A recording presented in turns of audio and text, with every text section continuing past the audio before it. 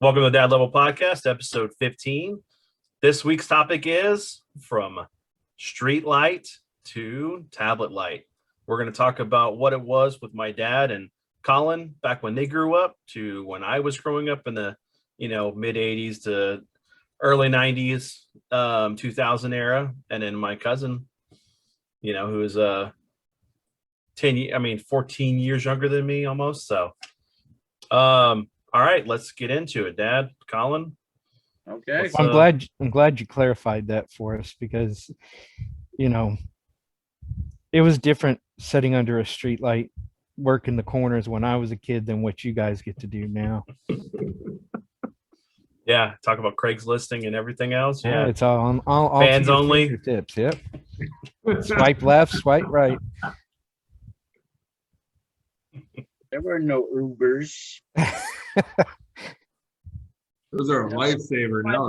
Yeah. You either had a knife, a gun, or prayer.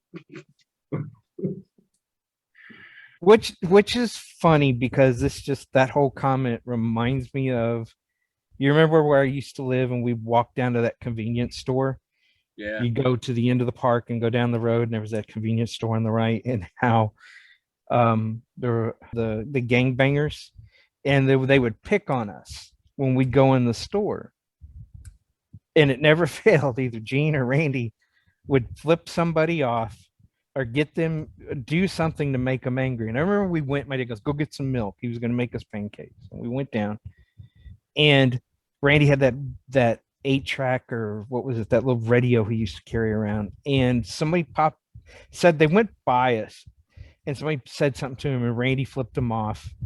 And then they went around the corner and we thought that they were gone. And so Gene was with me. I don't think Mike went. Mike was there. And then I don't remember if you were there because I don't know. If you remember the story, let me know. And we walked around the corner and the car was sitting there in the parking lot of the convenience store. And I was like, oh, man. And he was like, come on, we can take them, because we only saw 2 people in the car. And so, we all started popping off at him. Come on, man, come on. And then like 14 people climbed out of that car and we were like, holy sh! And we went running around the corner and I realized Gene was not there.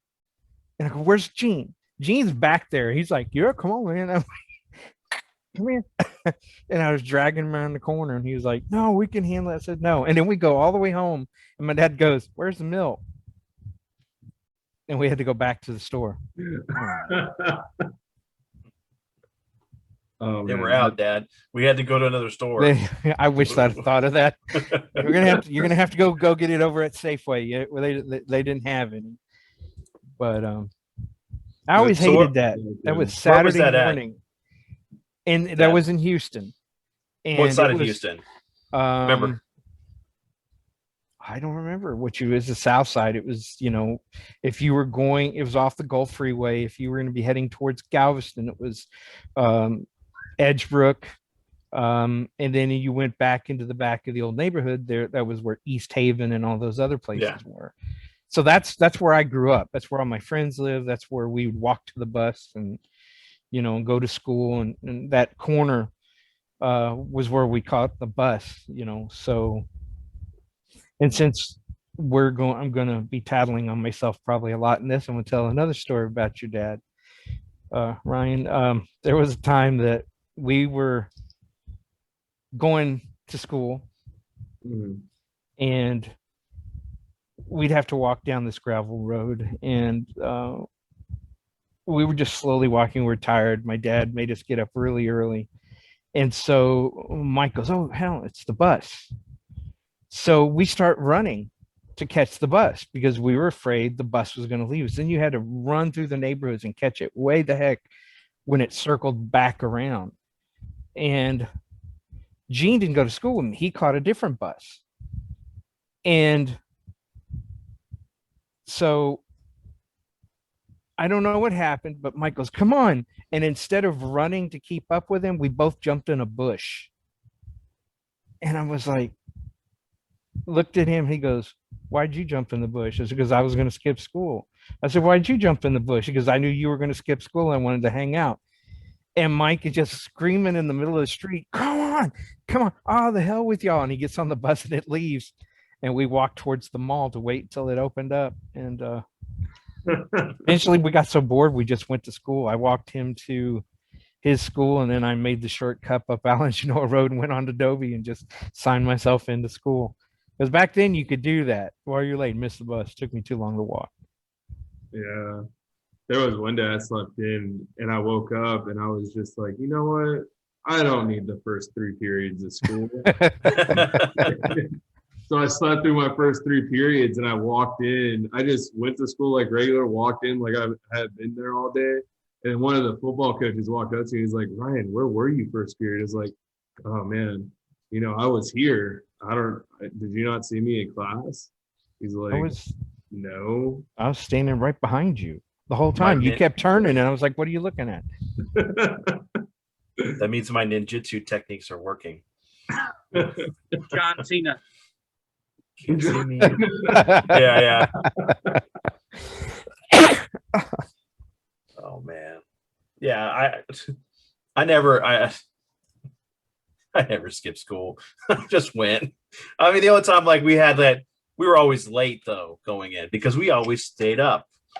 And it was like, you guys need to go to bed. Okay, Dad. So you're trying to get us up in the morning and we're just dragging. And now I know why Edward does the same thing to us, because it's like we try to get him to bed at a good time and stuff, and just so much going on. He doesn't want to get out of bed. It was rough because I had to get up early, and I would before y'all started riding the bus, I used to take y'all to school and putting y'all to bed. And then I would go to bed, or because when I was back, I went to art school.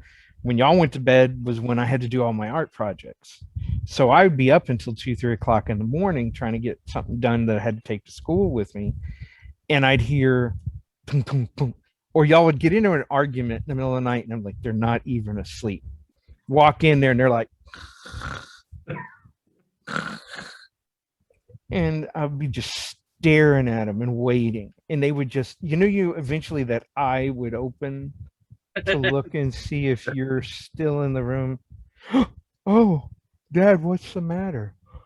You woke me up. I didn't even say a word. You were never asleep. I heard y'all through the wall. You started me standing there. No. I could feel your presence. Yeah. Well, it's just like the when I was really young, the father side.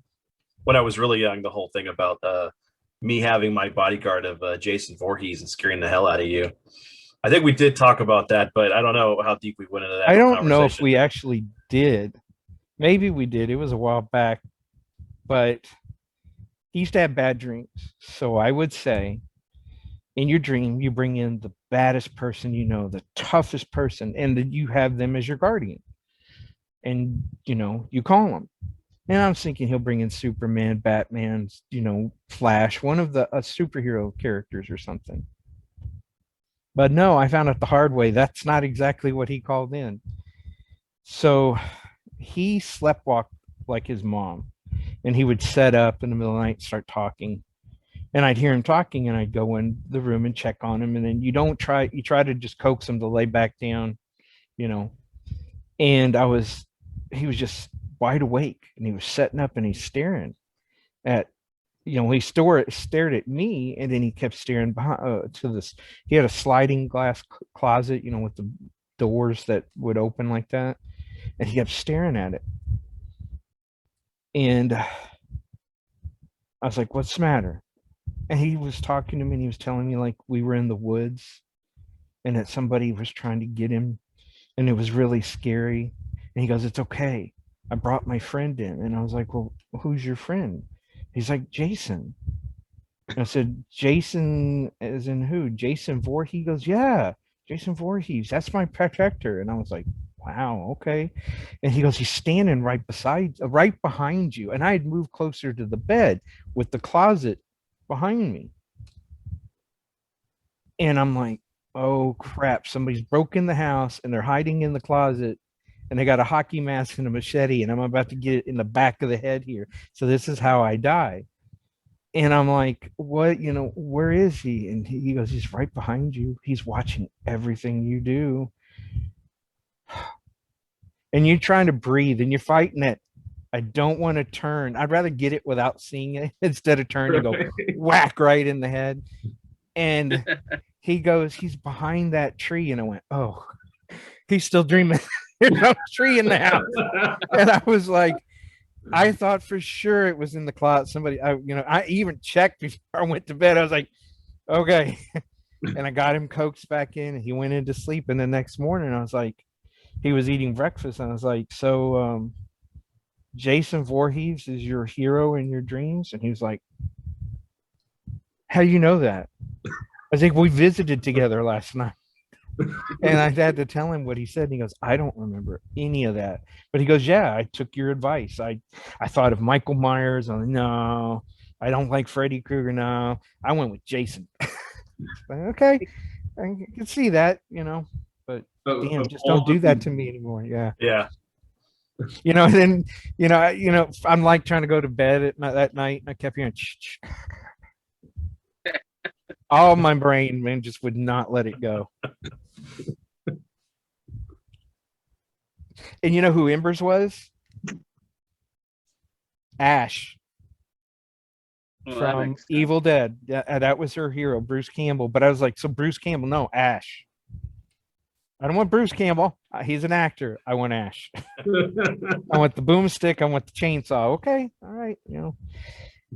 Mine was a total different hero that kept saving me in my dreams. Yeah. Like that.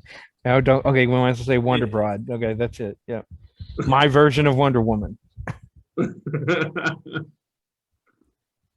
And then I had Batman show up one time, and I had Superman in my dream coming to help me. And then Batman and Superman got in an argument, and I was like, I don't like either one of you.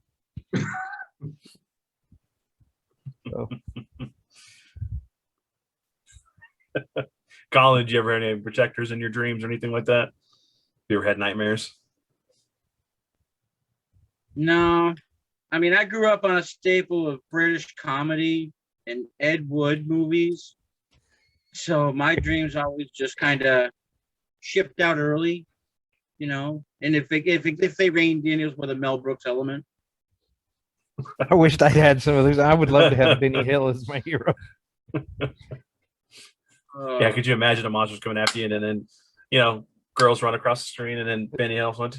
It's like, and then the monsters And then dancing. the with monsters them, go too. running after behind him. Yeah. It's like a Scooby Doo episode where they're running through the Through the doors in the door. hallways. Yeah. Somebody needs to take that animation and put the Benny Hill music to it. Oh, they should. yeah. They should. And they've done it to other things, but they've never done it to Scooby Doo, and that would probably be the best example of the Benny. I could see it in my head. It would fit so perfectly. Yeah. So going back to the past, Where so we let's going talk today, about Mr. Peabody. let's talk about Gene and Mike a little bit more. Okay, what do you want to know? Right, that's a good question. That we were our own worst enemy, but nobody could pick on us, only us. I don't know. What are some just crazy out there stories that y'all? Because whenever I grew up, I never heard a whole bunch of stories about y'all growing up. I would hear bits and pieces, but I would never get the full story of y'all. We were, by definition, free range chicken children. Strange children. Saturday, get the hell out of the house. Come back when we call you. You better not go beyond our voice so that you can hear us. And we would go way beyond their voice, but somehow you would hear my mom call your name Mhm. psychically. Your It was brain, one of those things. It's your the back of your mother-son brain, your psychic skull. I theory. think I hear my mom's voice. And some people would go, I think I hear my mom's voice, so you can try to go home. We would actually hear it. And it was always like a spaghetti western, because if we were in trouble, my mom was standing in the middle of the street with a broom. And we'd come around either corner and she'd whip around at us, and it was like, and then she, we'd start to do this. Which side of the street are we going to go? Kind of like playing football. And as she would start moving one way, we'd run to the other way, and then she'd go boom, and she'd hit us. Man, she always got us with the broom. And I remember everybody gathered one time for your Uncle Mike, because Mike had gone somewhere where he was told not to. And I walk in, Gene goes, "Where's Mike?" I go, "I don't know. Mom's looking for him." I said, "Well, I don't know where he went." And she comes around the corner. "Do you know where your brother is?" I was like, "No, I just told him I don't know where he is. He was going to Tilda's. I don't know where he went after that." "Well, I've already been to Tilda's." And I was like, "Well," and then she walks outside and you could hear her screaming, "Michael Eugene Shooter, you better get your, at home." And I was like, man, she is mad. She said all three of the names. And when she said all three of the names, you're in trouble. And I went outside and I was like looking, and I was like getting a little worried. And I saw him. We had these alleys that ran down the streets in San Antonio. You had one close by and then another one. And you could walk between the houses back there. But he comes running out from one of them, and he does that whole slide into the middle of the street. And my mom just walks over and stands and does her best Gandalf, "You shall not pass," with the broom. And neighbors started coming out of the houses, and they'd sit on the porch. This ought to be good, Even the older ones, like Miss Reiner, would go, "Oh, which one's in trouble now?" And I remember him running and trying to do that. And my mom dropped the broom like a hockey player. And I was like, well, this is new. And he ran to the street. She'd cut him off. She'd run over there. And I was like, damn, Mom is pretty friggin' athletic. And he did this, like, where you stop, you spin like you're going to go one direction, and you turn and go the other. And when she did, she brought the broom around and caught him in the back of the head. Wham! He goes face first into the ground, rolling. She's like hitting him as he's going, and you could hear people cheering in the neighborhood. They were like, "Get him, get him!" And he got up and he was running. She was trying to hit him all the way home. Mike could run. When he got a little steam behind him, he could run. And he got so far ahead of her. And as he's running up the steps, I go, she knows where you live, as he runs by me into the house. And when my mom, she was so red, her hair was a mess. You could tell she was now really angry. And she comes stomping up the steps. And I was like, I'm out of the way. I am going to look like a pillar. I'm not here. Because I didn't want that direct. I know what that is. I've been through it. And she went in the house, and Gene comes out and he goes, "It's going to be bad." I was like, yeah. And so we sat there on the porch, and then he comes out and he's like, that, I was like, yeah, Mom is pretty bad. We all had this discussion. Which one do you prefer to get punished by, Dad or Mom? And it was like, Dad whips us and it's over with. Mom, it's like torture. It's not over with. And then she started throwing shoes at us, and that brought a whole new dimension to learning how to avoid being hit by something. Oh man, there was this comedian. He did a joke about his mom throwing shoes. He was like, man, every time she'd hear something break, she'd be in the other room. I think it was Eddie Murphy on Delirious.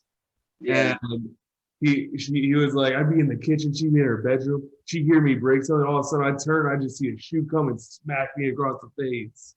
Yep, my mom would do that. She wore these like what deck shoes are? Yes. Yeah. So because they were comfortable, she wore them. And she could flip them things off like you're shooting a gun, boy, and it could hit you. I had my own experience with it. After school, I intentionally missed the bus, ran off with a bunch of my friends to a spot at park, stayed too late. It was getting dark. And I remember Carlos going, "Man, you need to get home.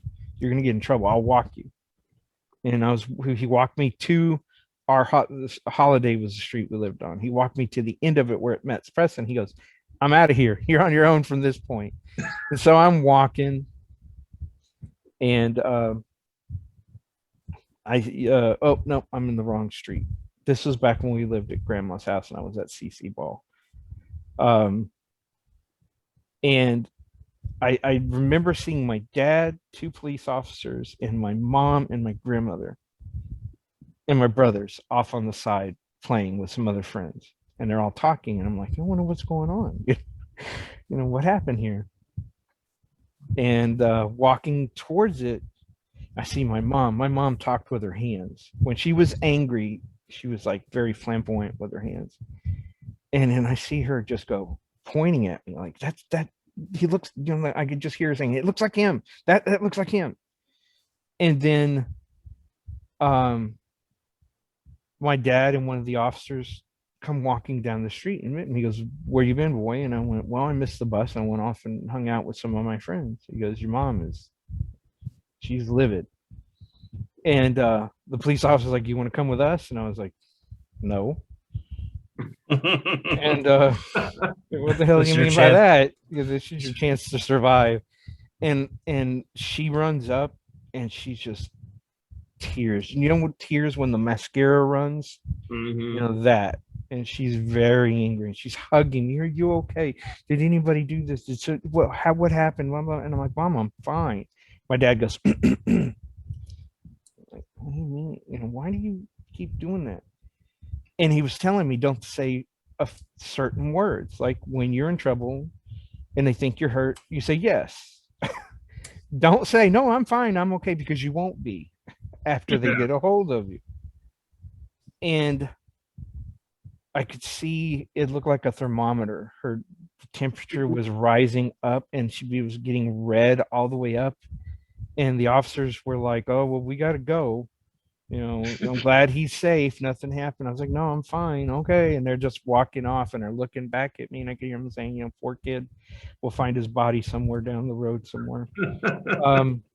And my dad Billy looked at me. He goes, okay, I'm going to tell you right now, you're in trouble.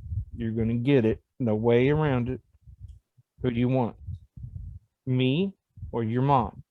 And I learned a valuable lesson this day. I looked at my dad, and I knew that belt that had all the little silver rivets and all that other stuff he used to have, and his name on the back of it, which would brand you Billy across your butt. I went, Mom. And he goes, another lesson. He goes, all right, that's what you want. And I was like, yeah. He goes, all right, all right. And so my mom just gently walks me into the house, and we go in, and Grandma goes, just remember, I love you. And I was like, and she marched me into our room and beat the living crud out of me. I mean, it was kicks, punches, I got hit with everything from a TV to whatever she could pick up on the ground. And then she's winded, and I'm crying. I'm sitting on the bed. She goes, you don't leave this room till you're old, and she storms out. And no dinner. I couldn't leave the room. My brothers couldn't come in and talk to me. Leave him alone. He's in trouble. He's, just leave him alone. And I remember it was dinner, and my dad comes in. He goes, dinner's ready. You got to play the table, go in there, eat, and you go back to bed. I was like, yes, sir. And he looked at me, and he goes, so who do you want to whip you the next time? And I was like, you will be the disciplinary from this point on. Yeah. So each one of us, Mike and Gene and me, had that experience where we learned not to piss my mom off, because she was worse than my dad ever was. My dad, later on, after Terry died and alcohol he got bad. But at that point in our lives, he was pretty, I'll whip you. As long as you sit there and you bend over and you get your swats, it's done. I don't hold anything. Mm-hmm. But your dad, for a long time, he would see me and Mike get whipped. And then my dad would go, what do you want? You want the belt, or you want, to stay in your room? And I remember he would stay in the room. And one day we all got in trouble. Me and Mike took our 3 swats, and we went outside and we're playing. And and Gene was sitting in the room, and he could hear it. And he called my dad. My dad really went in there, and he was like, what? And he goes, can I have my whippings? And dad was like, what? He goes, I'll take the whippings. He goes, really? And he goes, yeah, I'll take the whippings. He goes, but can I go outside and play after that? And he goes, yeah. Okay. And Gene bent over and took the swat. And me and Mike were out there playing with our friends. Gene comes running outside and he's all smiling. And we're like, how'd you get outside? Do they know you got out? You're going to make it worse on yourself. And he was like, no, Dad whipped me and I'm out here playing, you know? And so we learned all that stuff. He would just prolong the whipping. Yeah. And another thing was being brothers and having older brothers and younger brothers. My dad was like, I'm not wasting time figuring out who did anything. I whip everybody in the house, and those who got whipped for not doing anything will get the person who did it back. So the person who did it will get whipped multiple times. And I never understood the politics of that, you know. And I remember your dad, my brother Gene, was a shit. He would get into crap. I remember when he drew all over the walls, and he got on a chair and he drew all over the walls. And I'm like, I had nothing to do with this. I told you not to be drawn on anything but we had coloring books and stuff on the table. And he was like, I'm not going to get in trouble. I said, yeah, you're going to get in trouble. He goes, no, you'll get in trouble because you let me do it. And I was like, hell, I let you do it. And I went and got Roger. And Roger was like, oh, y'all are all in trouble because I was in the other room. You're supposed to be watching us. Well, should I ain't getting in trouble? So we all had this argument. And then Dad would come home, and my dad looked at the wall, and he's like, who did this? And we all pointed at Gene. And he goes, Gene Allen, come here. He goes, you do this? Gene goes, I didn't touch that. We're all like just looking at him. And he goes, go get a crayon. I want you to draw on this wall. Gene walks over, gets a crayon. He comes up and he goes, now draw. And Gene just goes. My dad goes, he can't reach that. And we're all like, bullshit, get him on a chair. He can raise his arm. And my dad whipped all of us. And Gene snickered until we went to bed and Dad went to bed. And then we all got him. We ate him with pillows. You can't leave any bruises on Gene. Dad will get mad. Gene knew how to play Dad a lot. But I remember one day I was coming home. I had to stay at school late for something, and I missed the bus because I had to ride city buses. There was no school bus at that time. When I went to Page Junior High, they didn't have them. So I missed the bus run. So it was going to be 45 minutes. So I had to walk all the way home. Finally get up to the house, and I'm tired. I'm complaining. I'm angry. Walk in, and I'm like, they're like, break, stop. And in past the bar and into the dining room, all the boys are lined up, and Dad's just fussing and screaming. And I'm like, oh, damn, trying to sneak backwards, trying to walk out the door because I wasn't here for whatever they're in trouble for. And my dad goes, I heard you come in. Get in here too. I'm like, damn it, Dad, I wasn't even here. Why? He goes, you know the rule of the house. And I walked in, and Roger and Terry are bigger than I am. And Mike wasn't too shorter than I am, but Gene was just smarter. And I just looked at all of them. I said, man, when I'm done getting this whipping, I'm taking you all out. Don't go to sleep tonight. And my dad just lined us all up and whipped all of us. And I was so angry. It was like, I wasn't even here. And I didn't even find out what we got whipped for. You're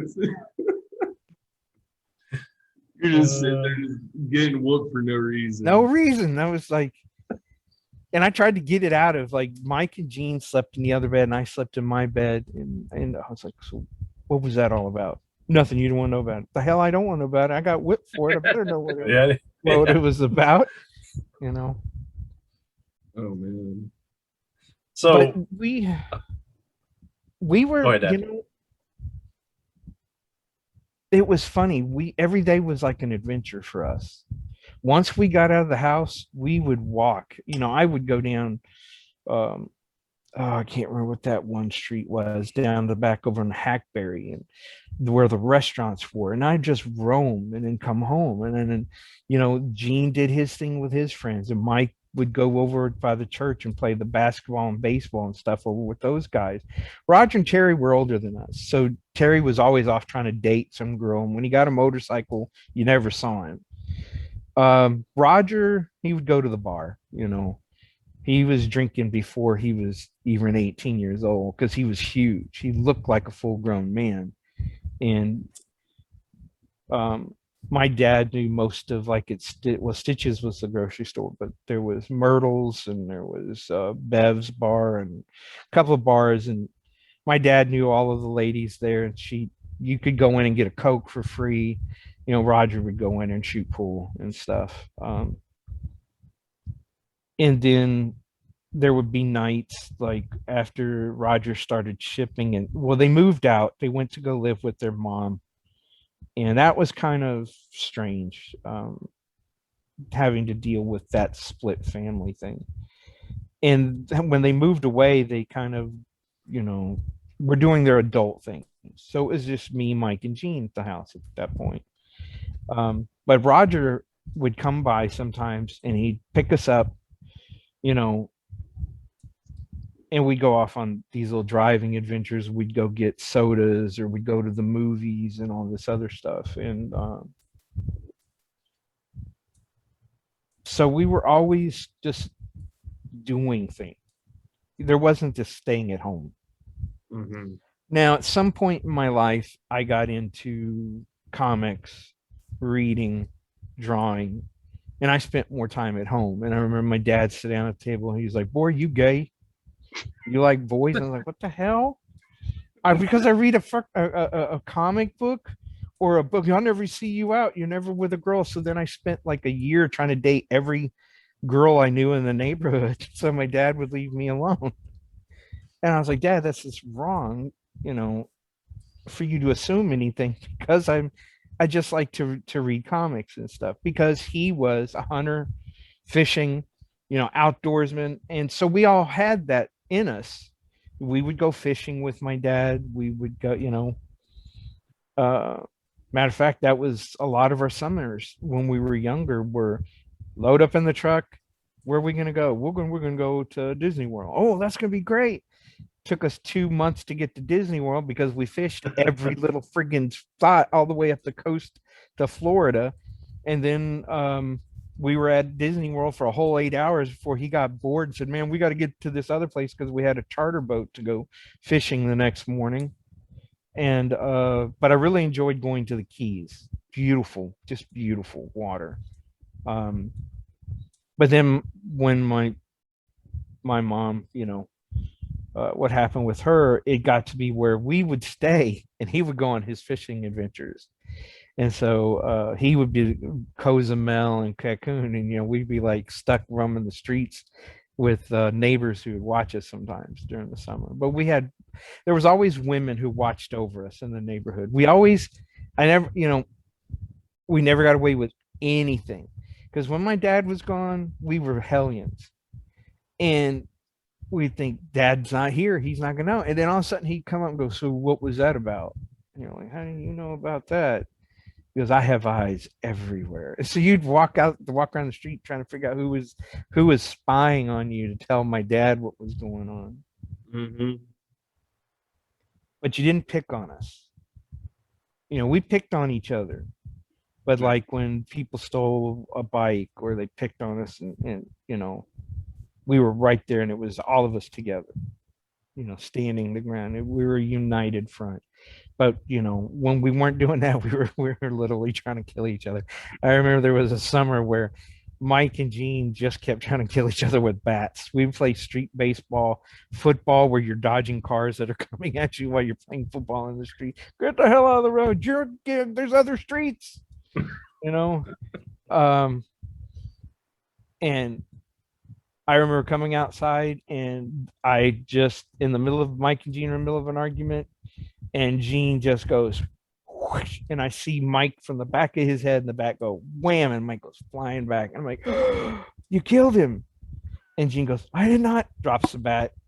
And then later on, Mike got revenge. I remember one time we had a barn on the side of our house before it was torn down and converted to another house to rent to soldiers. And there was I remember when we first moved into that new house and we walked in there was all these different things we could kill each other with. hanging off the walls, all this farming equipment, and we were like, we're in heaven. It was like, we've entered the Thunderdome. Let's see who goes out first. And there was this hoe thing, and my kid Gene with it, and then it escalated to another thing. And then it was funny because my parents would get mad. Why are y'all fighting with each other? Blah, blah, blah. We're brothers. It happens.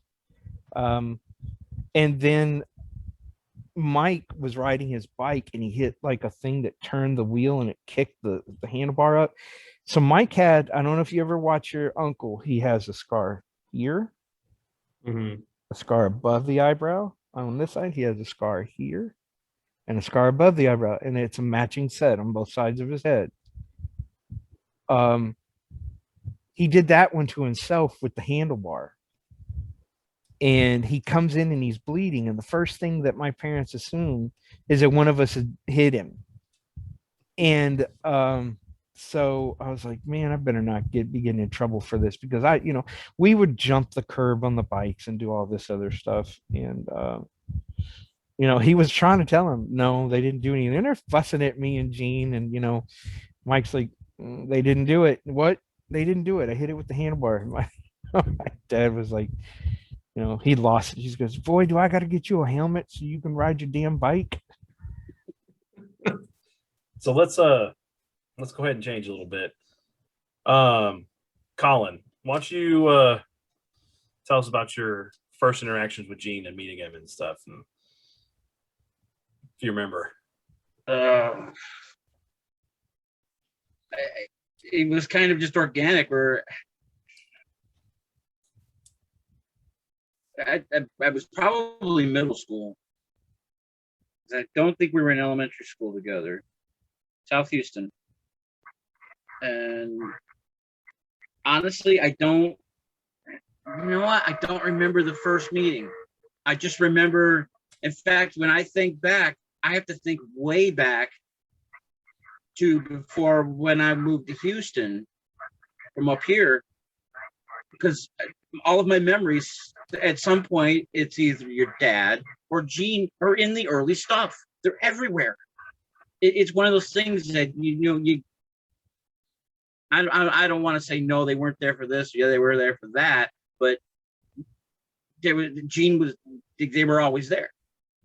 It was, like we talked about yesterday, just spending the night or two over at the park there, and we were wandering off in the woods, walking around, There's just another story I'm going to tell about that park.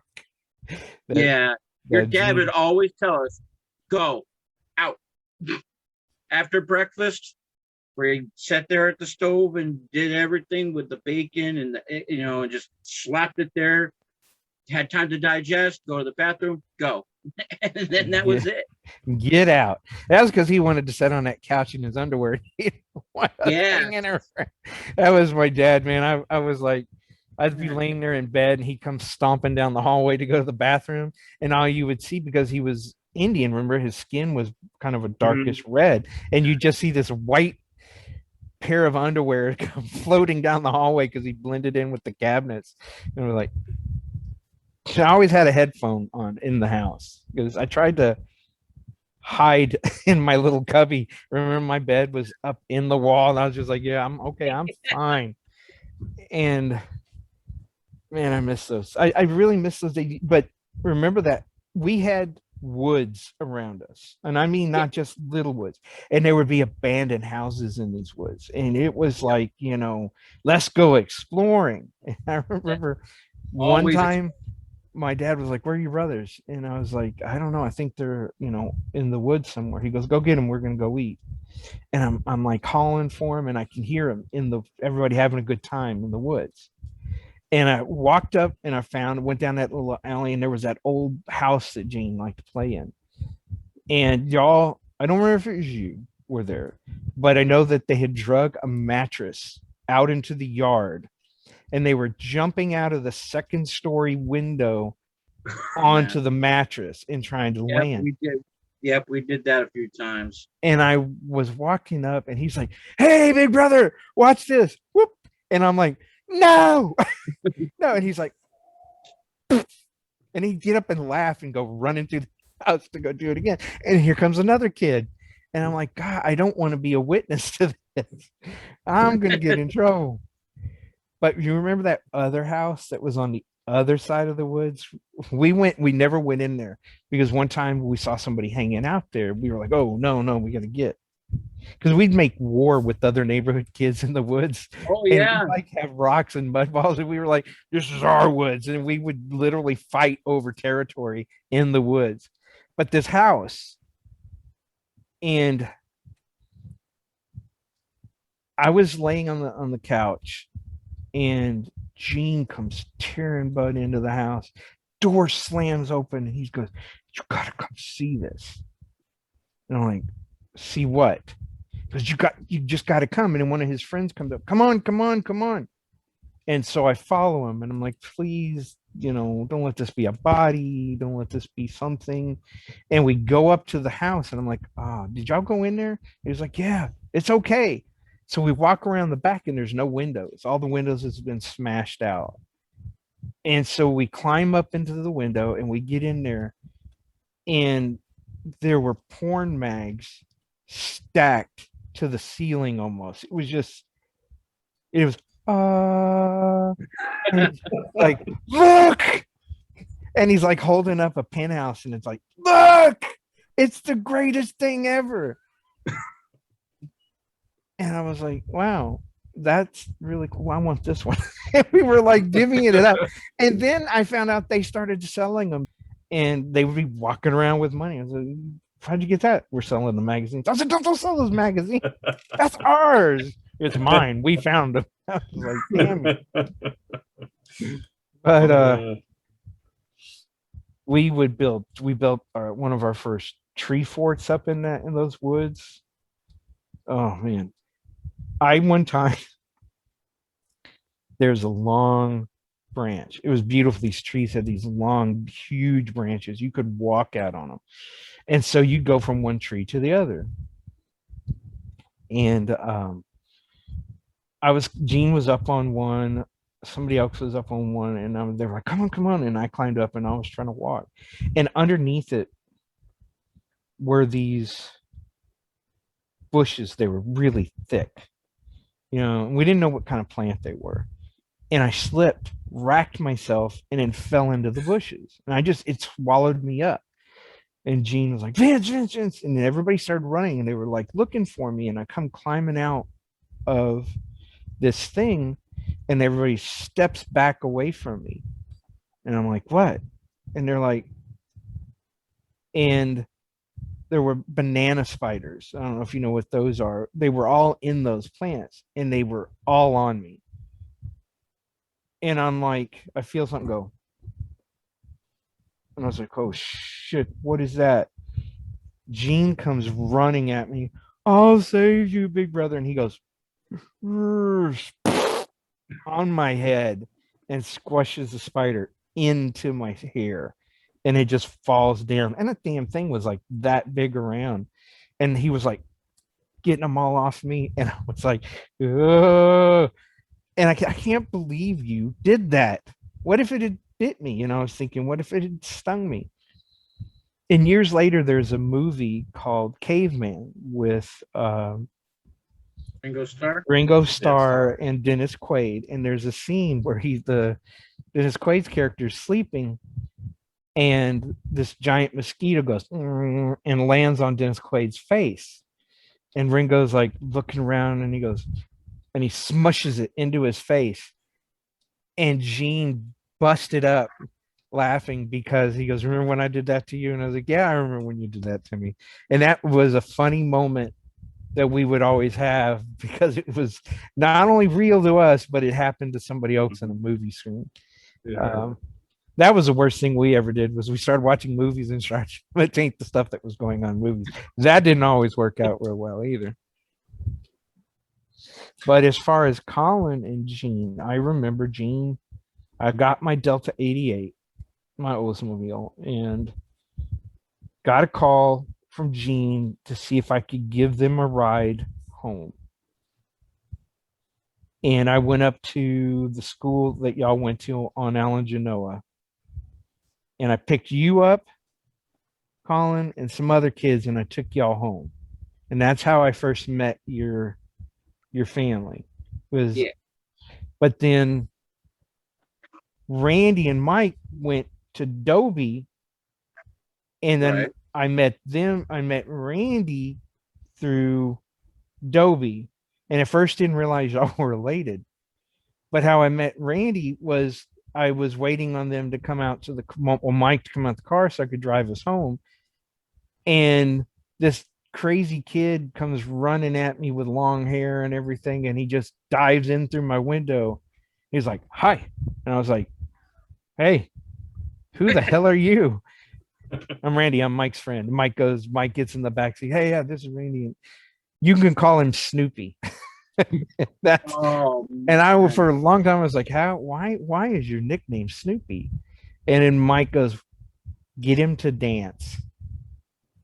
And I was like, I never understood it. And one day we were playing music and he started dancing like Snoopy, and I was like, I get it. I get it. And then there was a time we were driving home in a friend of mine, Pete Hale's truck, and we were off of Blackhawk, and it was a gravel road. And I'm going to tell on myself because we used to rearrange mailboxes. Let me say that. And Alternative decoration. alternative decoration. It was a neighborhood renovation project we started. Yeah. And your brother was going to do it, and they were in the back of the truck, and I was like, "Be careful! I don't want your dad getting hurt and your dad getting mad at me." "I got this. I got this." And he swings and overshoots it, and he's like, go back," and so Pete hits the brakes and he backs up, but Randy hasn't gotten his footing yet. So Randy goes falling out of the back of the truck, and he's hanging on by the rear wheel of the tire. And the Mike and Gene are hanging on the roof, and the I can't remember if it was Paul, were banging on the back of the truck. And well, he thinks they're telling him to go, so he floors it, and we're tearing down the road. And I happen to look through the at the rearview mirror at the side of the truck and see Randy spider monkeying it, trying not to go under the tire. And I tell him, "Stop." And I stick my head out the window and I go, "Hang on, Snoopy." And a friggin' Sloopy song got stuck in my head. And so we stopped, we picked him up, we got him. "Are you okay?" He's, "I'm fine, I'm fine." Now let's go find something else to get into trouble with. This is not going to work out. And I started singing, "Hang on, Sloopy, Sloopy." I kept saying Snoopy. And he was like, "I hate you. I hate you." Oh. And then he would have this really bad habit of jumping out of a moving car. We were over off of Holcomb, and a friend of mine goes, "Hey, I'm going out of town for the weekend. I need you to watch my apartment and feed my animal." I was like, "Cool." We are going. They had a pool and everything, so I had a carload of people going over there. Vev was like, no parties much, but we got into the parking lot and there were a lot of speed bumps, and Donna was sitting next to me, and all of a sudden Randy's there, and he's outside of the car, and we're still going, and he's like running beside the car, and I'm like, wow, that was a pretty good transition. And then he goes whoop, whoop, whoop, and we hit a speed bump. I don't know it's a speed bump. I lock up and I think I have just killed my best friend, one of my friends. And Vince's mom is like, "You ran over Randy." And I go, "No, I ran over Randy." And I'm like, and I haven't even got out to go look if I even ran over him yet. And I'm already mourning the loss. And all of a sudden he pops up and he goes, I'm fine. Gash on his forehead, gravel up under his chin. He's got a bruised up elbow. And I'm like, "God, did I hit you?" He goes, "No, but you missed me by that much. He wasn't paying attention, and he hit that speed bump and ate it just as I went over it. And if you were in the car, you thought I just killed him. And I was thinking, where do I hide the body? He wasn't with us. We haven't seen. I'm joking here. I would never have done that. I know But that, but God, man, I thought I aged 10 years that minute. Oh yeah. That Yeah, was one of never- those moments like the smoke bomb in the car that will always be with me. You know? You were talking about that one last night. Yeah, I told him that story last night, Vince. yeah. Ugh. And we used to go to this cabin too, up in it wasn't Conroe, it was another lake. And you would drive through these woods and it would be like a scene from what do you call it? The Shining from the first movie, you know, where they go through the woods and all the trees and it'd be winding road, and then you get to this long bridge. And I remember we were driving on it and it was foggy. And so I started doing my best Rod Serling, talking about a bunch of group of kids riding in a car, going for a joyride, blah, blah. Little do they know that at the end of halfway up the bridge, the construction had stopped and this fog is there and they all drive off this bridge to their death.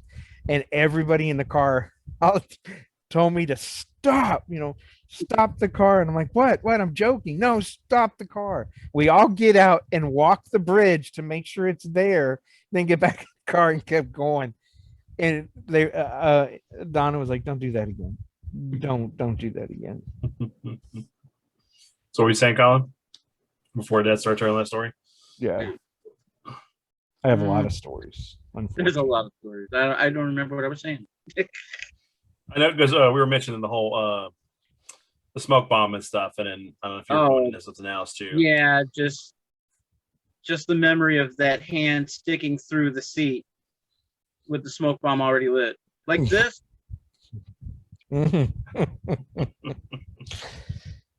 I It's remember funny hearing like the stories, because I mean, I guess I haven't had the exact same experiences, but it's similar experiences. Like going in the woods, finding an abandoned house or something, going and exploring stuff like that. Because there aren't a lot of woods where I grew up, but I mean, there were still some parts that me and my friends would be like, hey, let's go walk around, see what we can find. And we'd stumble upon this shack or this house, and it's just you walk in, the floors are broken, you could barely get up the stairs, but we still made it up there. You'd find all these weird things. And it's just funny just hearing the stories that y'all had as kids, and just the similarities to the stories that y'all have to like the story to what I've lived through too. Like jumping out of the second story, off the second story into a mattress. I used to do that just onto a trampoline, not a mattress. no. We have a friend that broke his jaw doing that.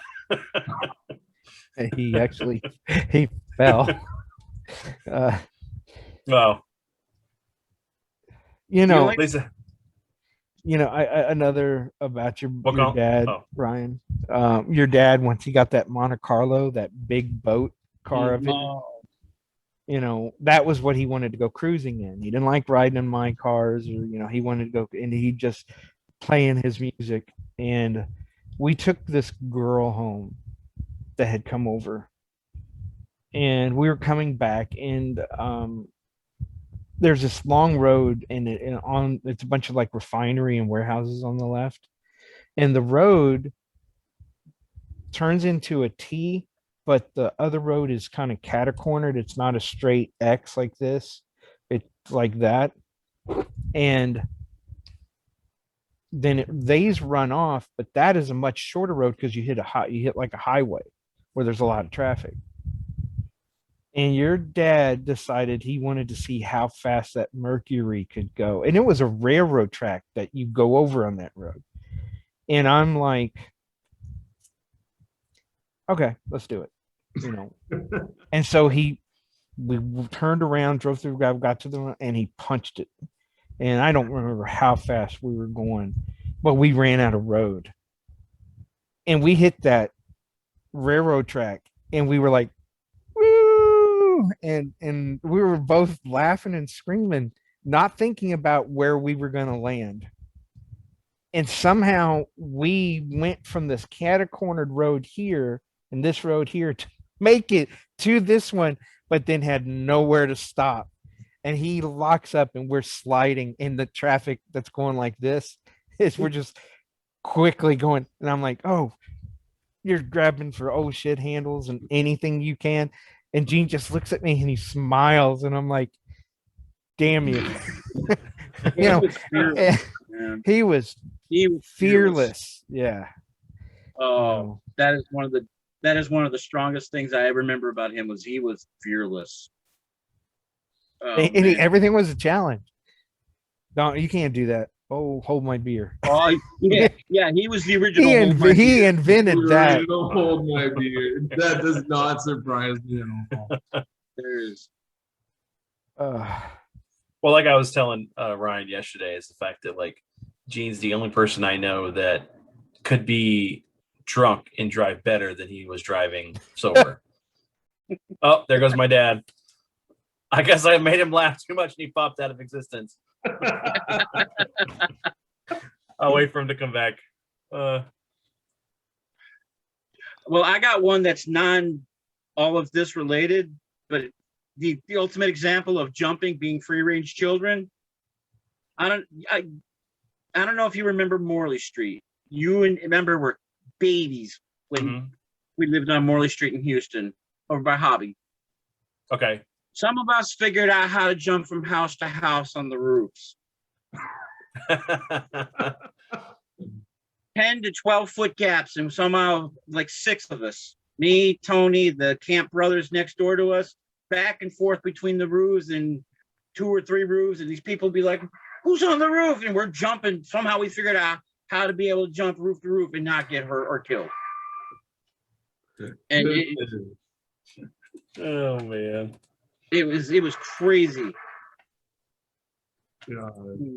That's something I cannot do. Yeah.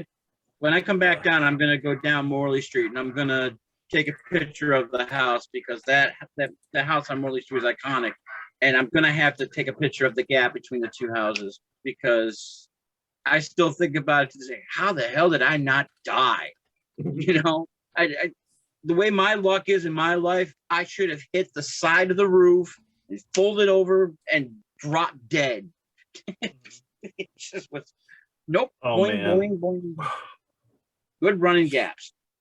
You know, I'm gonna say that I was gonna say this with Dad, and I just messaged him to just make sure he got disconnected or something, which I obviously did. But you know, if it was just a connection or his computer went out or whatever. But you know, what's funny is that Randy always reminded me of Casey Jones. I don't know if it's just because of the hair and the look, but he seemed like that. The attitude. Yeah, that attitude. Which is here comes my dad, and we can. So I guess that would make my dad Raph. Well, let's see what he says. Okay, so you okay, Dad? Yeah, I think your dad came to visit me there, Ryan, because I had a full charge on my computer and it went dead.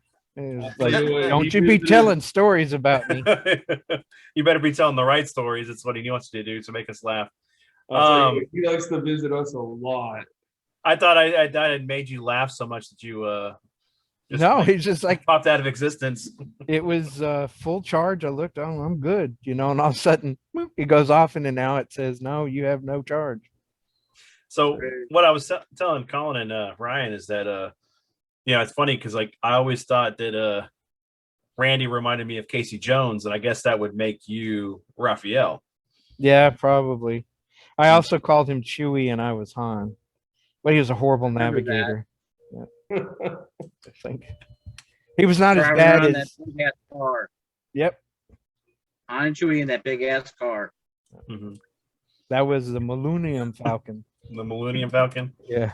So is that the Was that the car that y'all had and we'll talk about this more on like another episode because but like whenever y'all had that blue light following y'all when you were Yep, going home that one was the day? one that was we were chased by the orb. Yep. That was another thing we all did. Gene loved ghost stuff. Oh, yeah. So the minute we heard about something, some kind of new haunting, let's go. Let's go. I don't want to go do that. Let's go. He'd pester me until we'd go. I'm not going to leave you alone till you do it. Okay, let's go.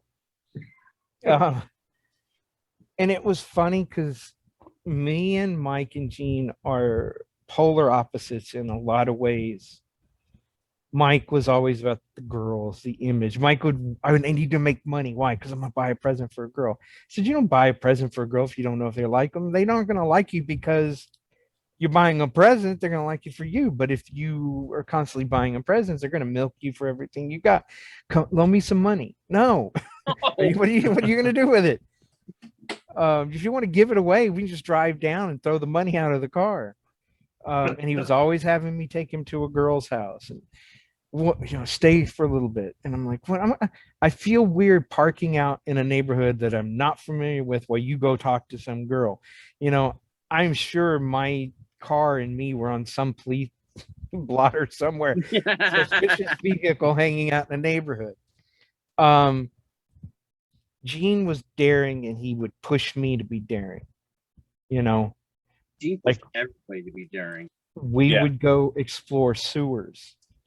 We'd buy mops, cut them off, make torches, and we'd be walking in sewers, and it'd scare the hell out of herself and go running out, I remember one time we were in one and I swear I heard a gator. It was like, oh, that growling guttural growl. And I stopped. He goes, Gene's like, come on, let's go find it. No, let's go find it.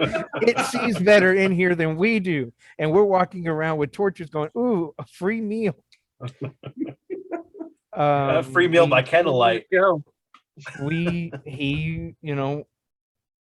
got me to jump a train. The very first time I did it was because he was like, let's do it. And he took off running. And I'm like, son of a bitch. And he runs, he jumps on the ladder. And I'm like, oh shit, if I don't go with him, I don't know where my little brother's going to go. So I would jump. And we rode through San Antonio. We got clear on the other side of town on the friggin' train. And then we were like, jumps off when it slowed down. And I jumped off and I go, now how we get home? Hop one going the other direction. And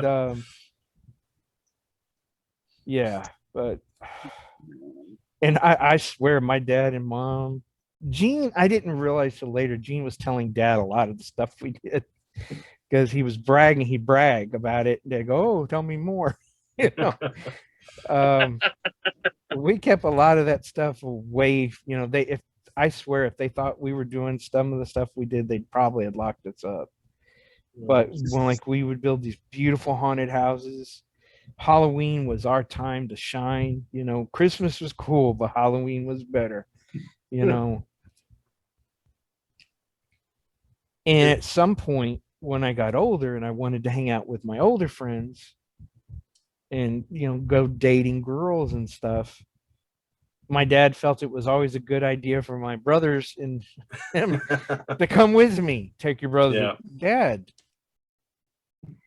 no, they don't have to hang out with you. Just take them. But they were always with me, I remember doing donuts on the beach, racing the car on East Beach when you could still drive on the beach. Yeah. And surfing on the car. All those things that I was terrified that they would do, when they were little, or that Logan and Alice or Edward might try to do, And then my friends, we'd all come over and we'd be talking about all these adventures, and then you could see in their eyes, oh, I can get away with that. No, because I did it, and I know if you're doing it. I that was funny. Is like anyone of my friends would come over and stuff, when we just start telling old stories about like what happened in y'all's lives, And like, I know Jeff had one at one moment. He was like looking, was like, really? Free range, baby, man. He was. And we survived. Stories. Come home when the street lights turn on. Yep. Or sometimes be stuck under a street light when your lights didn't come on in the house. Yeah. But it's I funny remember- these stories because it just I understand where I get what I do a lot from now. Because at one point, I was known as a savage in my friend group because I was just fearless. Like you tell me to go do something, I'd be like, "Bring it on, let's go do it." Oh Yeah. yeah, you and your brother have a lot of your dad in you. Yeah, that didn't fall far from the tree there, buddy. Not at all. And I remember one day we were at a party, and it was a big thing to take a beer can and just bash Yeah. Shut your head. Yeah. And one of my friends just looked at me and goes, Ryan won't do it. He won't do that. I was like, what my drink? Grabbed two, and I just started going boom and just doing two at the same time, just bit into them. And that's whenever that nickname started. But the more stories I hear, I'm just like, well, I'm in the right family. Yeah. You know, when we went down to Brownsville, we'd go over into Matamoros. Me and my brothers walk across the border to go to the market. But every time we went, I was trying to buy an Aztec chess piece because I was trying to build a board, but I never had the money to buy the whole thing. So I'd save money and go, and if I could buy 2 or 3, I'd buy them. We'd go eat over there. We went into Mexico with my dad. We went into Mexico City. We went up into the mountains. You know, I remember us, we were at a wedding and my dad was like, yeah, run off and play. And, so we go off with all these kids and they were climbing up the side of a mountain, and Mike slips and he goes sliding off into the abyss. And I jump and I grab him and I shove my other arm in a branch and I get it jammed in there. We're not going anywhere at that point, but I can't pull us up, and your brother going, I'm going to go get dad. And he takes off and I'm like, oh, right now Gene's running off into the rainforest jungle. I hope he knows where he's going. And then those other kids come back with a donkey and a rope. They shimmer down and grab us and pull us up. And then Gene comes walking up with my dad and a bunch of the villagers and people who live there. Y'all okay? Yeah. He goes, don't tell your mom what you did. God damn it. She'll just lose her mind. And, but we did things just to do them. Yeah. It was, I can't tell you everything we've done. We've Oh, spent no. the night on boats, Boys Town. being stuck in Boys Town, being stuck in a tornado, being stuck in a water spout in a tornado, me and Gene trying to fight our way up at Calaveras Lake. I'd just gotten a brand new rod. So they made us all pull into this cove instead of where we normally park the boats, and you had to walk up. And I got up to the top, and we were sitting there, and the wind was kicking up, and I was like, "Damn it! I left my brand new rod. I didn't want to lose it. It was a nice one my dad had just got me." So I go down to the boat, and all of a sudden I hear Gene coming, and I said, "Go back up." He goes, "No, I'm going to go with you." And so we walk down there, get the rod, and we're coming up, and all of a sudden we can't walk up anymore. The wind is pushing us back down, and then it was pushing us to the ground and dragging us. And this big old black fisherman dude comes walking and goes, "Well, you need trouble? I mean, y'all in trouble?" He grabbed us and he picked us up by the scruff of our necks and the shirts, and he's walking through this wind, carrying us in his arms. And he goes up by the bait shop and pushes us around the corner, and then he comes around the corner, and my dad comes running out, and he was like, "Where have you been?" And he's losing his mind. And then we all go in just as a boat goes flying by, and it got bad. There were cars tumped over, there were boats shoved into other people's vehicles, and we were all hunkered down in this, it was a bait shop restaurant type thing until it was over. And then we walked out and it was all calm, no more wind, trees all down and everything. And then all the stuff. And my dad, the first thing out of my dad's mouth, I'm glad I didn't bring the boat, because we leased one of those little flat boats that they had to rent. That was his concern. And I'm like, "Dad, where's the truck?" And he had parked it around, so it had a windbreak for it. And I was like, first thing out of your mouth is glad I didn't bring my boat. I know where your priorities lie, Dad. Thank you. But Well, when your kids are safe and what's with your where your truck is at and everything, it's not a big concern. So man, deep sea fishing. I mean, we would go way out, sometimes stay out overnight, Um, just it was, I have no complaints. A lot of kids like, I don't do anything. We had adventurous childhood, and like Mike says, I don't know how the hell we survived half of the stuff we did. But we did. you know how you And survived it? You survived it together. well, we did. Oh yeah. And Mike getting jumped, Gene running around the corner and just jumping on the pile of guys, and I come running around the corner. I jump on the pile of guys, and then the one guy pulls the knife, and then my mom beats him to death with her brick purse. My dad bought her a purse that had a false compartment. It had a brick in it, one of those flat, ceramic type bricks. And we were there waiting on Mike to get out of school, and Mike never showed up. So Gene jumps out of the back seat and goes, "Run, I'm gonna go look for him." So he gets to the side of the school, sees Mike being beat up. He screams, "They've got Mike!" And he goes running into it, full bore, all by himself. I don't care about anything. And then I'm like, "Oh crap!" And I go tearing out of the car after him. And my mom's like, "Get back here!" And we're just like, "No," And then all of a sudden, the first thing Gene did was one guy had Mike against the wall and was just kicking him. Gene grabbed him and turned around. This kid was bigger than Gene, and Gene just turns around and goes, wham, right in the nuts on this kid. And that kid drops to his knees, and Gene goes, boom, hit him in the face. And violence is not the answer or anything. I'm not trying to say that, but he was fearless. He jumped in with a bunch of kids that were older than him because they were hurting his brother. Yeah. And then, me, as they're trying to jump on Gene, I just run and leap and take everybody down with me, including my brothers. And we're just going to the ground. You kick, you punch, while you're on the ground. Gene was a puncher. I was a wrestler. And then Mike gets in there. And then there was a kid who was like, "Oh yeah." And he pulls out his friggin' knife. And I was like, this is going to get bad. And all of a sudden I see my mom's purse go whack in the side of the head. And she just started hitting them all. And then she got him up, marched him to the front of the school, and then we went in and got the principal. The principal came out and took him in. School was violent when I was, because we lived in San Antonio and there were a lot of gangs. And the same way with some of the stuff that happened when I first came up here, but it was a total different type of fighting. Gangs. There, it was predominantly Hispanic gangs in San Antonio.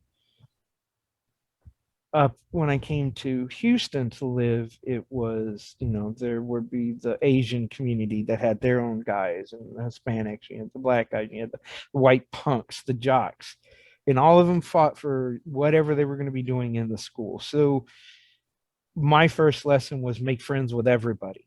So you had friends within each group. Gene did the same thing. Mike mostly associated with the jocks. That was his thing. But that with the guys in San Antonio, they'd cut you. They all carried knives. My dad taught us, you take your belt off. You don't try to fight the knife. Not fight the person. You're fighting the knife in the hand that has it, and we learned, you wrap the belt around your hand and put your buckle out. You whack somebody in their hand pretty good, they'll drop that knife. Mm-hmm. My dad had one saying: don't start a fight, don't run away from a fight, and you don't quit hitting until they couldn't get up anymore. And I had to learn that lesson the hard way, because even if you were able to win and get them down, you think it was over and you turn and want to walk, they never stopped. They'd come up and hit you, or their friends would come up. And so we got our butt whipped just as much as we defended ourselves. But it's funny to hear that, because like whenever I went to school, if you were bigger than the other person, the smaller person isn't going to do anything to you. So whenever I started working out, my biggest goal was I'm just going to be a big guy. I'm just going to work out. I'm going to have a lot of muscle, and then nobody's going to mess with me.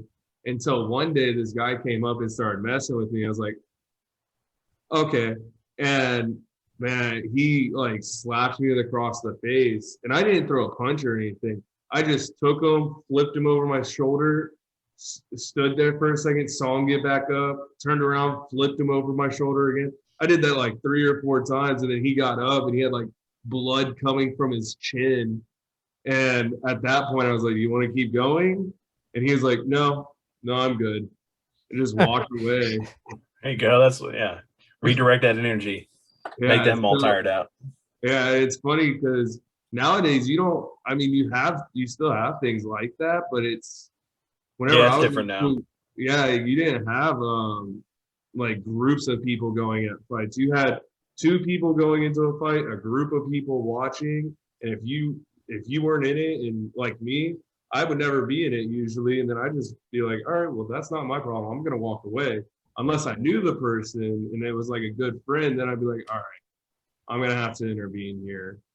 But and it's funny because like you were saying, y'all had gotten whooped enough, or y'all got whooped just the same amount as y'all did the whooping.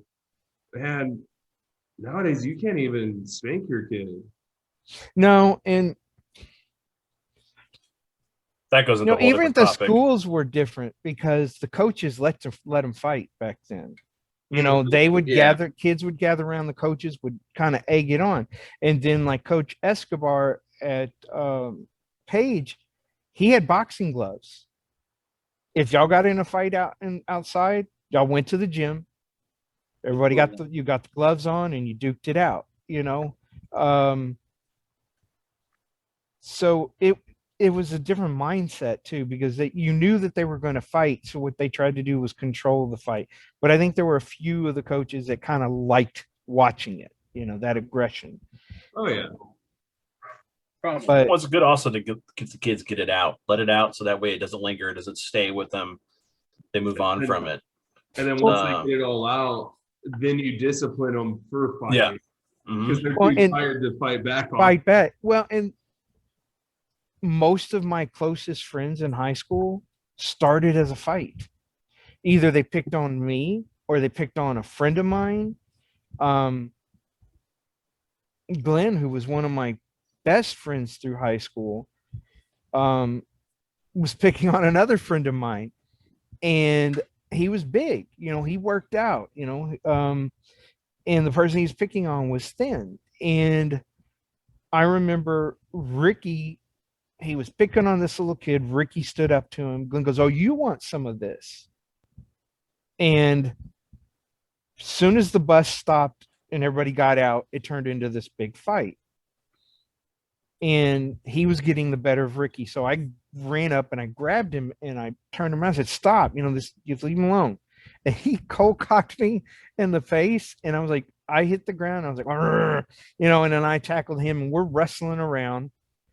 And one of the teachers comes over and broke us up. Mr. McNeil, who's the principal, comes up and she's like, "Stop this. I'm going to talk to your parents," and all this other stuff.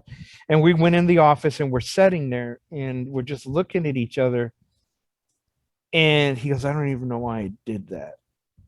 And he goes, and I got to know him and he became one of my best friends.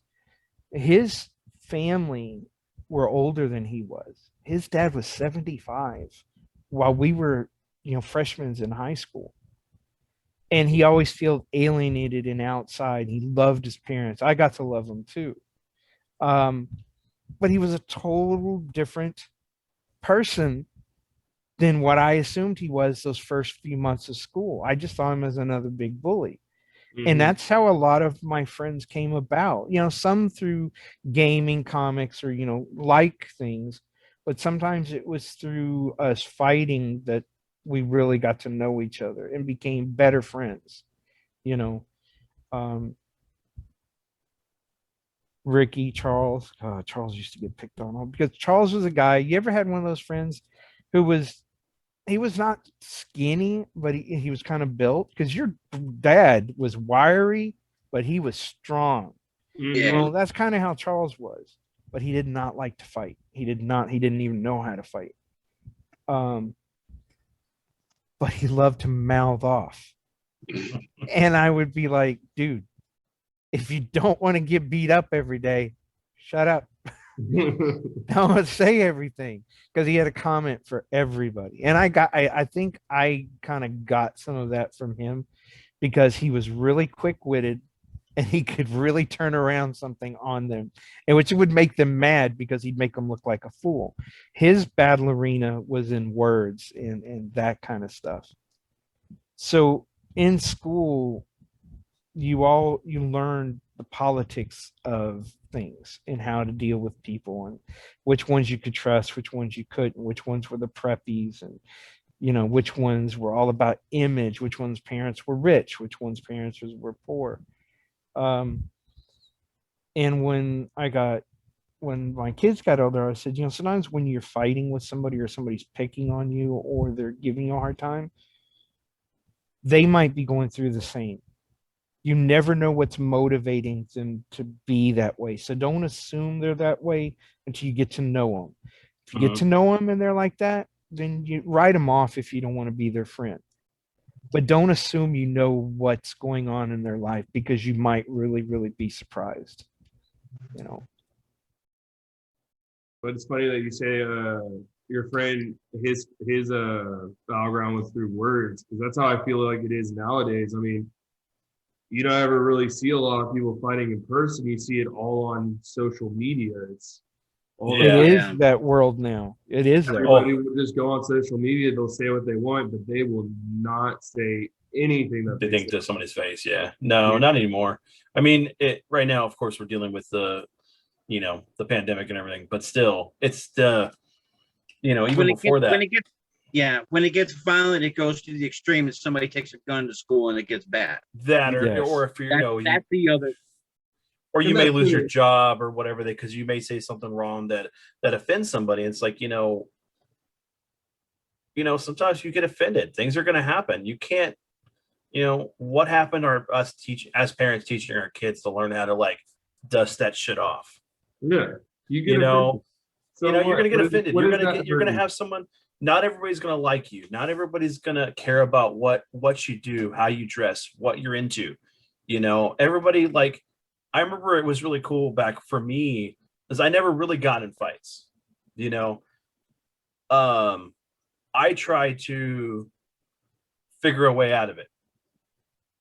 And, a lot of times, I had friends all the time with me. So I made, like with Dad, I made friends with everybody because, what was really cool is like, I was the type of kid that grew up, like, I didn't get rid of the things I liked because I like it. I don't care what people think, especially back then, like, I was very cocky and stuff. And like, I'd find a way, any way I could do to test myself to be better, I would.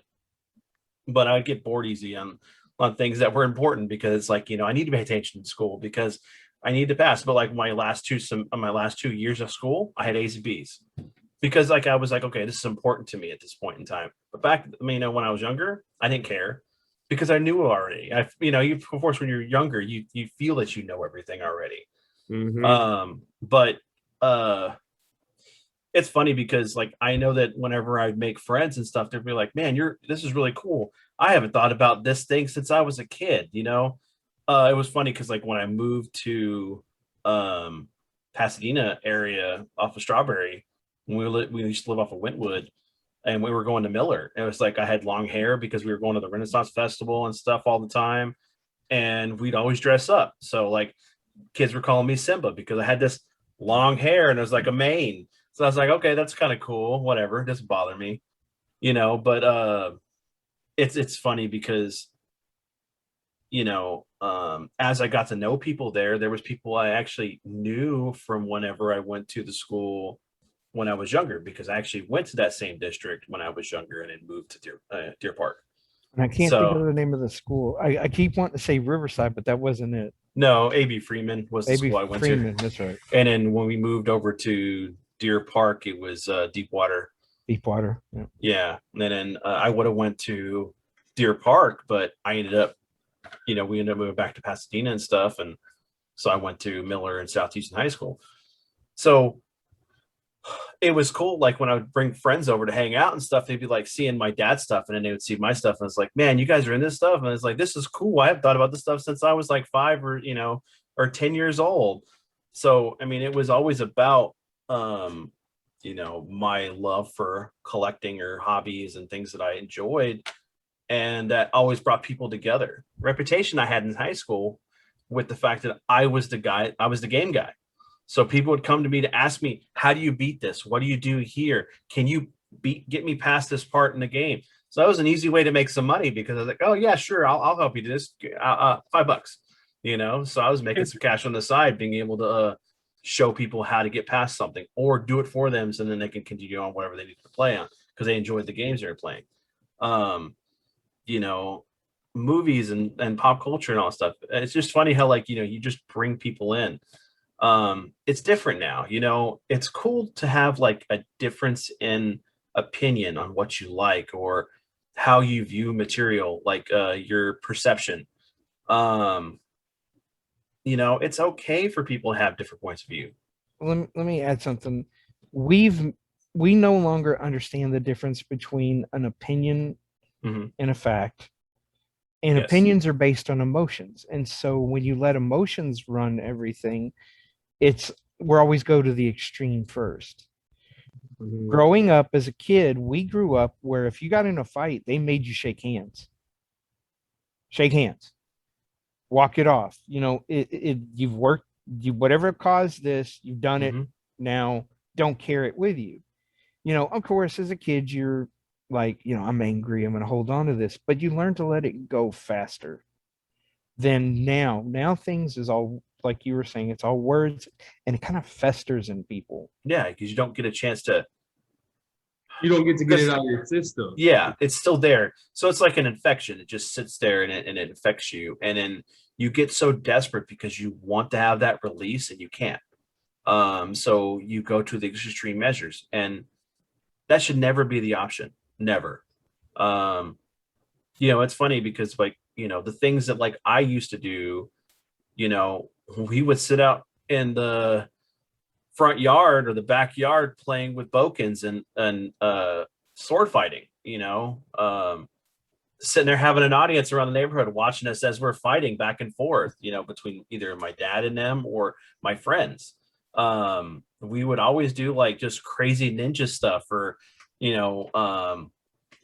of course we played arcades and we drew, we would talk about stuff, we'd go see movies and things. But when we were doing stuff out, we were always walking around, but we didn't go far, because dad was very protective, because it was a different time, like when I was growing up, because at that time, we had more child abductions or home invasions, but they weren't as bad as they are now. But it was the kind of start of everything. You think about, like, it's my generation where the internet started, chat rooms and things like that. So TV. No, actually, us. Yeah, it started with y'all, and then it's funny because, like, MTV used to be about music, and now it's totally different, something else. All about Melody TV and all that stuff. Yeah, drunk and 16 and pregnant. Yeah. So when it's I miss the music. I remember that you could make or break your career by how well you danced or what you sang. Because I was really into Billy Squier, and then he danced in a video, and that was it for Billy Squier's career. Everybody was like, "Oh, no, don't do that." It was there are transitions in generations that take us from one thing, because we went from albums, 45s, to 8-tracks, to cassettes, to CD, to music television. All of them with great things that added something to what you were enjoying, but it also sometimes took away something special. We've talked about this before, Colin. I love an album. I love the cracking. I like the static noise. I like the way the needle picks it up, more so than listening to it on, an iPad or a tablet. Yeah. And then I remember 8 tracks, man. I loved 8 tracks, as long as your car didn't need them. And the same way with cassettes. I remember when Walkmans first came in and the cassettes that we would carry and listen to music. That was it. That was the freedom. Because I remember when we didn't have FM radio, we had AM radio. And it was a total different thing back then. Last call in this time. So let's give it a moment and see if he comes back in. But yeah, we'll start kind of trying to wrap this up a little bit because I know it's a little late for him. But I want to interject the whole thing with Edward because of his generation analysis. Because I know I didn't get to go a whole lot into my stuff, but and Ryan, because it's like a 10 to 15 year difference between us. And this is a conversation that is going to take multiple things. Yeah. Yeah. But so to add something to this, to kind of reference the whole reason why I said the title, as far as from porch light or street light to tablet light, you think about like my son and Alice,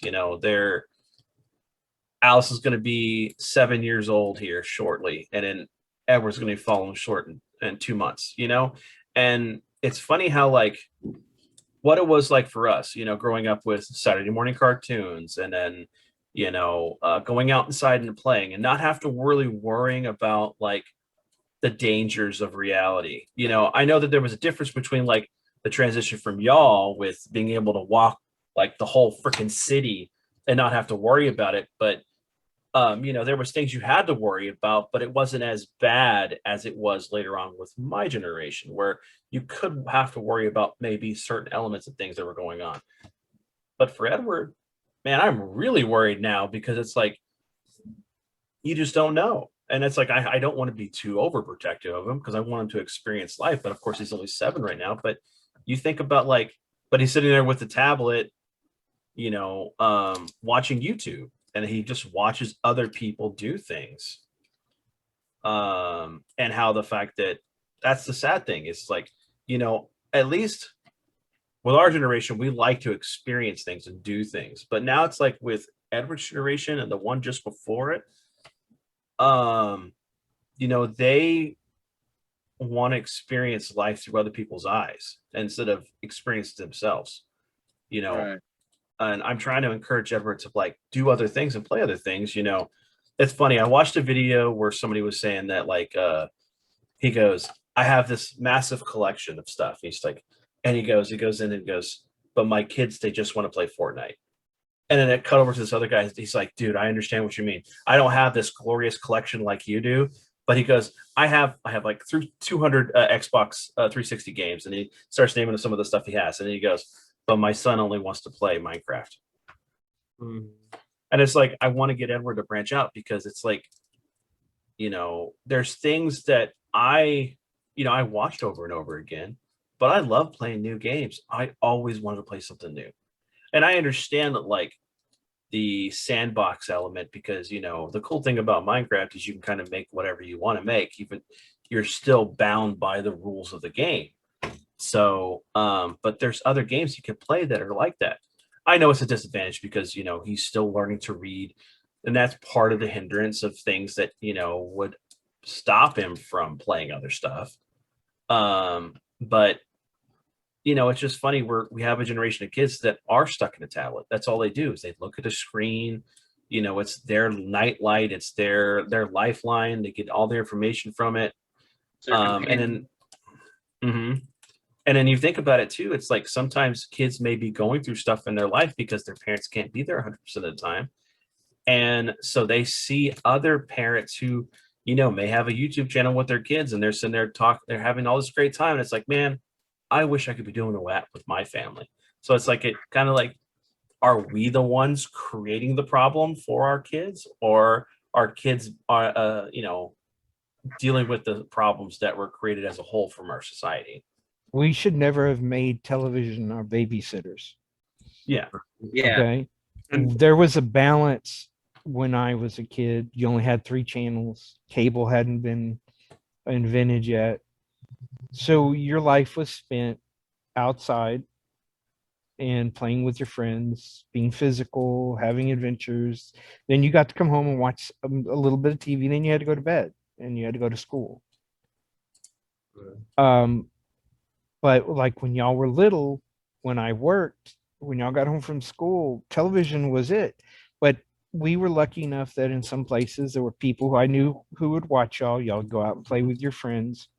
And but not everybody has that. Sometimes, you know, latchkey kids, all they know are televisions that, Yeah. and they've learned to put their trust and faith into who they see on a screen.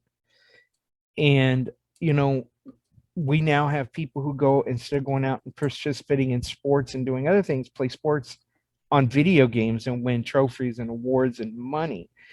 It is a whole new part of society that lives online in a virtual world. You get Right. people who create avatars that's all they do. That's how they live. They're That's not their living life. themselves. Yeah. Yeah, that's who they are. And you know, and you wonder how this goes into a whole other topic about things. And I don't know how deep we want to go into this, but you think about the fact of like where we're going with society, as the fact that, you know, you think about the movie What Surrogates with Bruce Willis. Yeah. You know, how the Yeah. fact that we, you know, at this point in time, we're living through robots our whole lives. You know, where it's a virtual reality in a robot that does everything we need to do in our lives, so we actually don't even live it anymore. You know, I wonder where we're going to go in society, and I always think that we're going to end up like in Demolition Man, where how society became like that. You Like know? sheep, you know, Yeah, kind of or- like or- idiocracy. Well, not My- dumbed down, more like But we We're- are seeing people dumb down. They don't know how to go look up facts. I had to look up encyclopedias. I had to go to look reference material in a library to find out real information. Y'all have got the equivalent of a tricorder set in front of y'all every day. You carry it in your pocket. Y'all Mhm. have all the information of the world at your fingertips, and you won't even go look up. Well, something. remember, and that's the thing too, is like, you know, we were taught, at least in my generation and Ryan's generation, of cross-referencing information. So Yeah. if you have something that you're kind of sketchy on, you should look at multiple sources to it, and then Right. kind of see where the gray area is between, or the commonality of what the true facts are, and Right. that's what you go for. But the problem is that, and I don't want to get political, and I will never get political on this podcast. No. That's one of the things that I stress on, that we're not going to do that. We're going to be talking about who we are as individuals and what we feel about things in our world and our memories and everything else. But we're not going to get political, because politics destroy people, destroys friendships, destroys family, and it drives wedges. And it shouldn't be that way. You know, back when we were kids, it didn't matter who was president or what was going on. It was a matter of what happened in our lives in general. I think So- what scares me the most for my grandchildren and y'all's generation, you know, Brian's generation, is that you're not allowed to make a mistake anymore.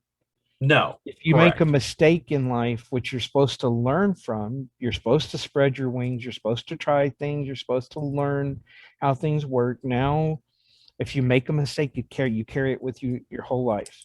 Yeah. Yeah, Um, you'll never be able to get past that mistake, even if it's like the slightest thing of saying something incorrectly or having a different point of view. If they feel that you're going to be up on them, or somehow whoever feels offended by it or hurt, or, you know, whatever, even though it's not a physical thing, they, you know, they can ruin your life. They can ruin your jobs. They'll have the police called on you. They'll do raids on your home, you know, doxing. So let's give you all your information out there. We shouldn't be doing that. You know, it's just like, how petty do people have to be? If, like, you know what, I'm sorry, if you don't like what I say or how the opinions I say, that it doesn't affect your life. How do what my point of view or what I feel affect you? I don't even know you, you know? If you want to get to know me, that's cool. And you want to, you know, I'm a good person, you know, but that doesn't matter. It doesn't matter to some of these people, because it's a badge of honor to destroy someone's life. It's like, it's what they look for. That's the only thing they can achieve in the world, where they feel that everything has been experienced in life, and there's no new entrepreneurs for anything anymore. There's no place in the world that they can't go explore and make a name for themselves. So the only name they can make for themselves is destroying somebody else's life. Hey, I'm the one who took care of that actor. He doesn't work anymore. Okay, what does that have to do with anything? Now you're going to be ridiculed and picked on for the rest of your life if people feel a different way than you do. It's one thing if you're doing something wrong, say something. But if like someone has a different point of view or makes a joke, like when they were younger and it didn't, they may have grown up and stuff. It's like, let people grow up. We're going to make mistakes. We're getting really deep here, but well, and it goes to a lot of how the generations have changed. Yeah. I had a lot of mentors. I had a lot of father figures. I had a lot of mothers, that women who took care of me, were there to influence me when my own parents weren't. That's one thing I love about my brothers is because of all the things that happened to us, we've all learned to be a mentor in some way or fashion to other people. Mike through sports, Gene through the technology, he was always willing to open his door to people. I was similar, and that was because my dad said, you always have a bedroom for somebody. You always open your door for somebody. Now, if they mess you over, that's on them, but you try to help. And then after a while, if they're going to keep doing it, then that's on them, and they have to, then you put the onus where it belongs. I had Big Rand, Colin's dad, pick me up, help me off the street. So I've had the privilege and honor of having a lot of mentors, and I've tried to learn from all of them. And I don't know what's happened today because most mentors are celebrities, or they're people on television, or they're politicians. Instead of looking at actions, we rely too much on words.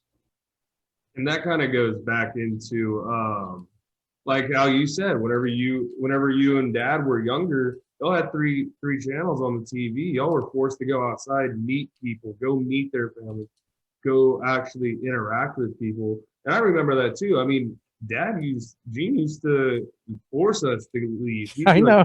Y'all get out of the house. Yeah, he would come out there with the belt. It was funny because it was after the Texas Longhorns won the national championship. He got that belt with the metal footballs on it that said University of Texas 2005 national championship. And he'd walk into the room and be like, all right, y'all want to whoop it or y'all want to go outside? And me and my brother would go outside. And we were forced to go meet people, go actually interact with other people's families, meet people nowadays. And kids nowadays, they don't have that kind of interaction because their interactions come from computers, video games, TV. That's where they get their mentors from. Because a lot of parents nowadays are, one, they're either just don't want to deal with it. They're just going to be like, look, this is easier than forcing you to go outside and dealing with a fit. Or I just don't care. Go do whatever you want.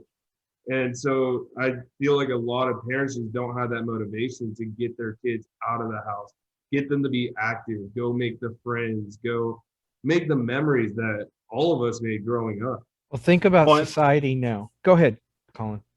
Yeah. Well, go ahead. I got nothing. Yeah. Okay. I was going to say that it really did used to take a community. When you got out and experienced other people, you got exposed to different ideas and different points of view.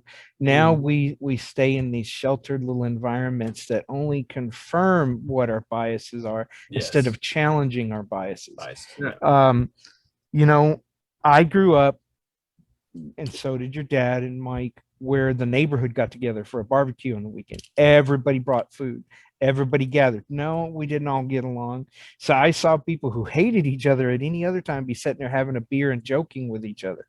We learned how to communicate and put our differences aside because we were a community.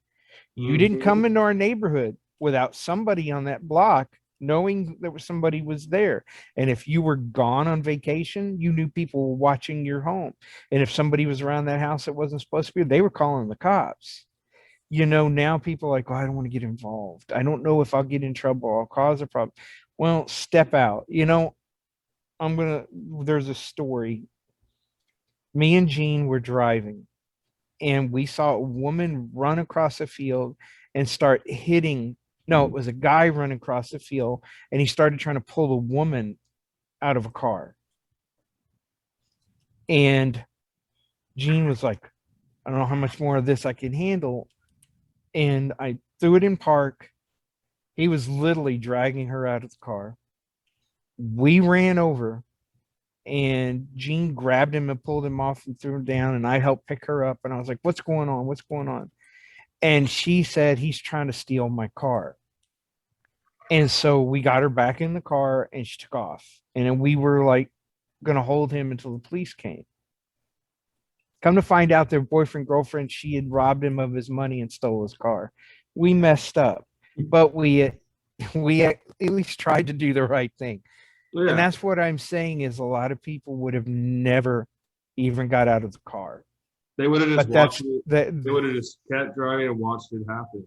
But that's not how my dad raised us. No, and that's one thing. Whenever I was growing up, Dad made a point of. I mean, even on our street, everybody knew us.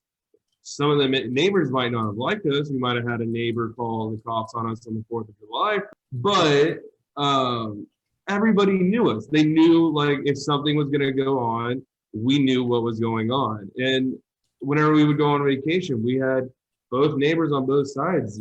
They would text us and let us know if anything was going on in our house, or let us know that somebody was going on in our house. Before the Ring doorbell was a thing, you had your neighbors as your Ring doorbell. Yeah. But now we have these little cameras on our front porch. I mean, I sit here, I still have mine hooked up to Mom's, even though I moved out. I still check on it every once in a while just to make sure everything's okay. And it's sad too. Go ahead. I was gonna say, it's funny that because up here the big thing is a neighborhood group on Facebook. Yeah. Everybody talks. Hey, you got something I need to borrow? Yeah, come get it. Oh, I'm putting this out. It's free. And then a couple of the ladies up here, we made way too much food. If you want some of this, please come by and pick it up. But it's funny when like a salesman comes in the neighborhood or some strangers in the neighborhood, it lights up like a friggin' Christmas tree of ding, ding, ding. He's walking down this street. You can tell the neighborhood watched. And it reminded me of, what was it with Cruella de Vil, the 101 Dalmatians, where the dog communication system where they would bark and all the dogs, because that's what it's that's what it's like. These women are going, he's coming down this street, he's walking towards your house, oh, I've got him. I'm like, remember that was also in that's also in Edward Scissorhands too, whenever that happened. But so just to kind of to wrap things up a little bit, and add in something too. It's funny too, because like with Edward, where we live, it's just not a great neighborhood. I mean, the street I live on is great, but the neighborhood around us is just not, just because where we live. And so it's like I can't just like have Edward out there. I mean, I'd have to go out there with him, which is what you're supposed to do. Yeah, go have your kids go play outside. But like, if it's not safe, you need to be out there with them. You need to, go outside. And I think parents get wrapped up around too much going on in their lives and stuff, trying to take care of their kids or to bring in money for take care of their kids, that they forget that they were kids too. And, if people would take that moment of time to like think about where they came from, and then remember what it was like for you growing up, think about your kids and think about how that you want to change their lives to make it better for them. Because that's what it's about. Not because, oh, I had a baby. Well, even if you had a baby, you weren't expecting it, you still need to try to make a better opportunity for that kid. Mm-hmm. Because they're our future generation. And I don't mean to be preachy, but hey, they're going to be taking care of us, so we need to make sure that this place is good enough for them to be taken care of, and that we're not giving them like a holy bucket to fill water in, because that's the only bucket that's left to be able to do anything with, and then no one knows how to make anything with it because kids didn't want to go to school to learn how to do it. Mm-hmm. Metalworking and oaring and all that stuff. Yeah, I don't know. I'm going off on a weird tangent here of nonsense. No, I no. Your mind's you're focusing on something, but your mind's looking for all these examples, and Yeah. so I But- want to add something real quick is because of something you said. When we grew up, we learned you don't judge people by how they look, because the person that you might be most afraid of might be the one who helps you out the most. We we grew up around people who would look like a biker, and you prejudge people, and I think we do it too much nowadays. And the important thing for raising you, and I'm hoping you and your sister are doing for your kids, is you need to learn how to read people, become empathetic to them, understand where they come from, and don't judge them by a standard that is relatively new, because we keep rejudging the past generation by our new standards, and we forget that that was a different generation. It was a They different time went through period. different time Mhm. periods. When you were growing up, I told you I would never see y'all riding a city bus to school by yourself. It would have terrified me if that's what was happening, but I survived it. It was because it was a necessity. Either that or I had to walk through, a long way to school and through some pretty bad neighborhoods. And you learned how to read the environment, the neighborhood. You knew who you could trust. We do our kids a disservice because we don't teach them how to read people. Edward sees no strangers. Alice sees no strangers. See, no color, no strangers, no So there's, nothing. It does and it. that's a Right into that beautiful stuff. thing, but it's a dangerous thing. Mhm. You need to teach them how to And that's the innocence, because keep people your eyes open. be wary of the world, but don't be so wary that you lose the beauty of it all because you're becoming cynical, or you're too worried about what could go wrong. Live life, Well, experience it. And it's funny, we don't understand our parents until we become one. It I never would have thought I could be like my dad, but I see mannerisms. I hear some of when I get up off the couch, and I'm like, oh, that's my dad's voice, or I hear him saying something to me. But we're a product of our environment and our upbringing, and I think that's the one thing, and I'll leave it on this, is the fact that I think the biggest thing with society right now is that, back when we were growing up, it was more of keeping the values, but, letting, keeping the values. So, your traditions and things like that, and, experience the world. Don't be a shut-in. And you think about now, there's too many kids or parents that want to throw away those traditions, the things that made them who they were, for something new, and it's may not be working. We have to think about what worked for us and finding a way to implement that for our kids, so that way they somewhat get the same kind of like development that we got. While not making it may be as hard as some of us gotten it.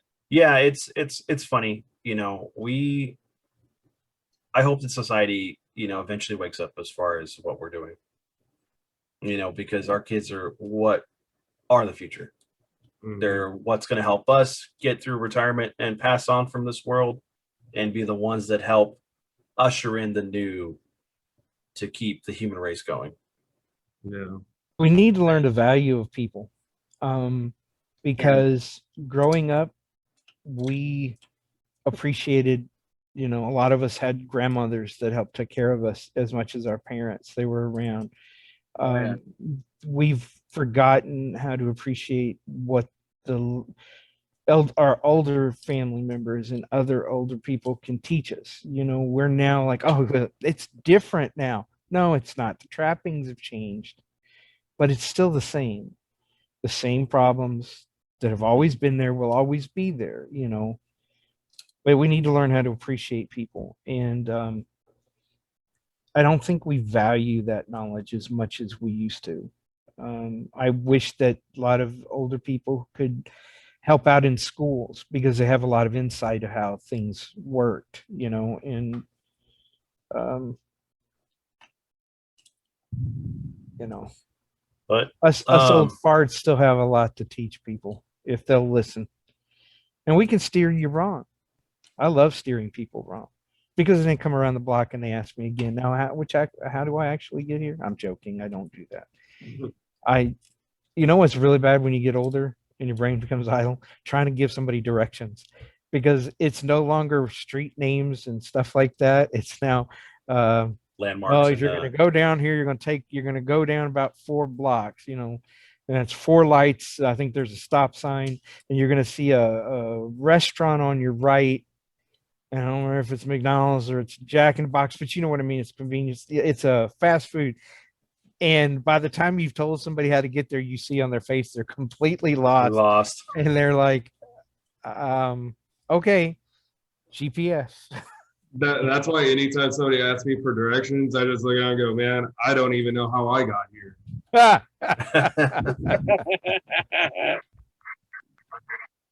Well, everyone, we hope you enjoyed this episode of the podcast. Get a little insight into my history and my family. It's been fun for me, and I know that my family and friends will get a kick out of this who got to know my Uncle Gene and my Uncle Mike. And so if you have fond memories of in your family and you want to share with us, put it down below. We'd love to read it. If you want us to continue maybe going a little deeper into little things in our lives, sure, we'll continue. And leave a like, comment, and subscribe. Have a good one. Night, everybody. Right.